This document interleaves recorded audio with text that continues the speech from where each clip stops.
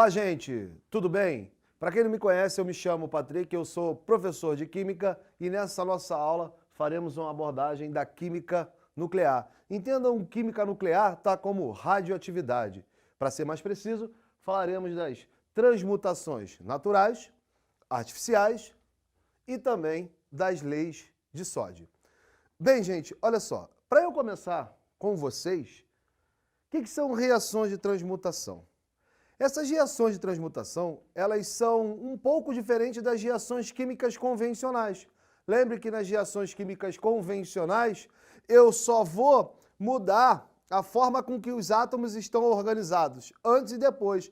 Então é basicamente um efeito que acontece na eletrosfera dos átomos envolvidos.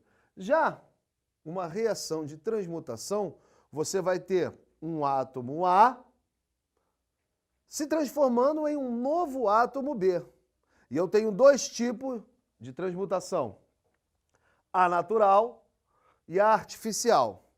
A transmutação natural, como o próprio nome diz, ela vai ocorrer, ela vai acontecer de maneira espontânea, geralmente por emissão de partículas alfa ou partículas beta. Bem, essas reações de transmutação natural, elas são balizadas, tá? Elas estão pautadas na lei de Soddy.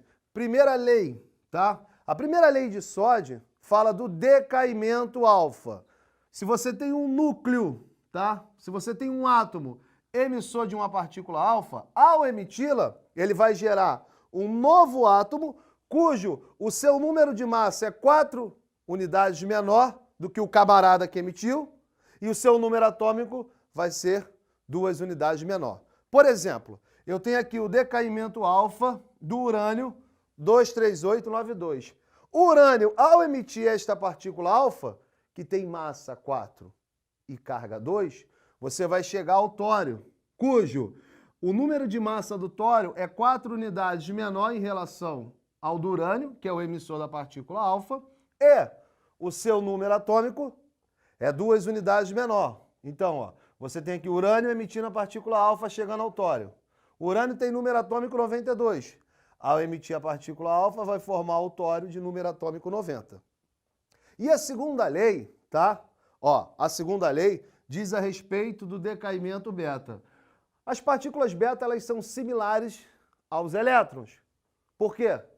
Porque a massa dela é desprezível e a sua carga, tá, é -1. É uma partícula carregada negativamente. Bem, num decaimento beta, você tem um núcleo que vai emiti-la, obtendo um novo núcleo, um novo átomo, cujo o número de massa desse átomo obtido é o mesmo do átomo que emite.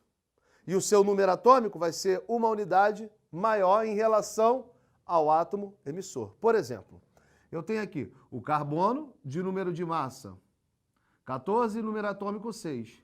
Ele decai emitindo uma partícula beta, chegando ao nitrogênio. Observem que o número de massa do carbono e do nitrogênio são o mesmo, porque no decaimento beta eu não mudo o número de massa. O que vai acontecer com o número atômico?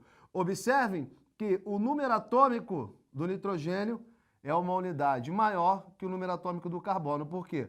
O carbono, ao emitir essa partícula beta, vai gerar um novo átomo, cujo seu número atômico é uma unidade maior em relação ao carbono.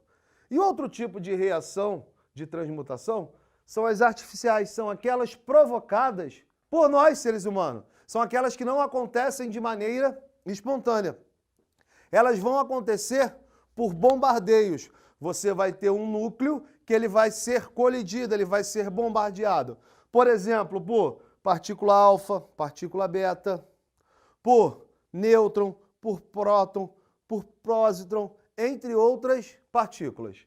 Duas reações artificiais importantes para a história da química nuclear, para a história da radioatividade, é a reação de obtenção do próton descoberta por Ernest Rutherford.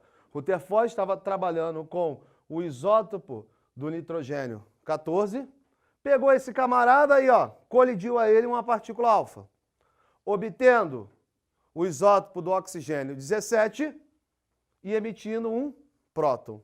E uma outra reação de transmutação muito importante para a química nuclear foi proposta por Chadwick em 1932, que é a descoberta dos nêutrons. Chadwick tinha o isótopo do berílio de massa 9, a ele colidiu, bombardeou ele com uma partícula alfa, obtendo o isótopo do carbono 12 e um nêutron. Bem, gente, para a gente finalizar essa nossa aula, vou fazer aqui com vocês uma síntese. Falamos das reações de transmutação. Elas são diferentes das reações químicas convencionais, porque você vai ter um núcleo A se transformando em um núcleo B, onde A e B são átomos de diferentes elementos químicos. Nós temos as reações de transmutação natural, que são balizadas pela lei de Soddy. E as artificiais, tá? Elas são provocadas, por alguém, elas não acontecem de maneira espontânea.